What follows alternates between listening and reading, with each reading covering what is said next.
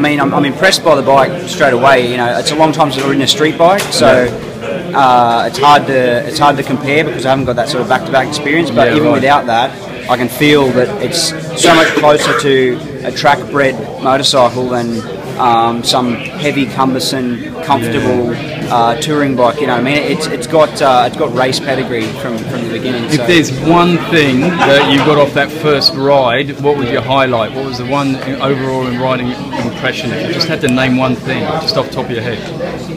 Well, it leads you to think about the track instead of thinking about the bike. Right. Normally, you know, when you first hop on a bike, you've got to try and wait for you to understand it and what its character is. Yeah. And instantly, you're not thinking about that. You're thinking, oh, I've got to be on line here. I want to get back to that apex. I want to change direction, get 2 gears before that next right corner. So easy to ride, right? Yeah, I mean, it leaves your mind free from having to think about technically how to move your body to get the bike to do what you want it to do.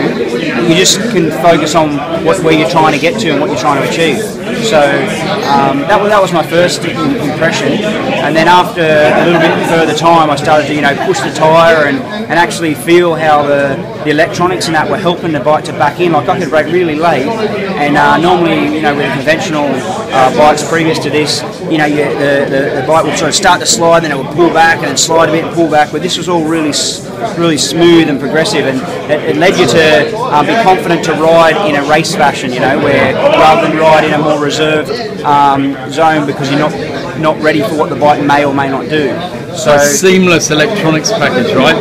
Kind of like, did you feel the electronics coming in and out? And out? No, I didn't notice that there was a big electronics effect. I couldn't feel it, but obviously they must be doing something because the bike's not doing anything wrong. So you quickly get to the point where you think, I want more grip out my tyres because I've reached the speed that I'm comfortable at to go with the standard road stuff.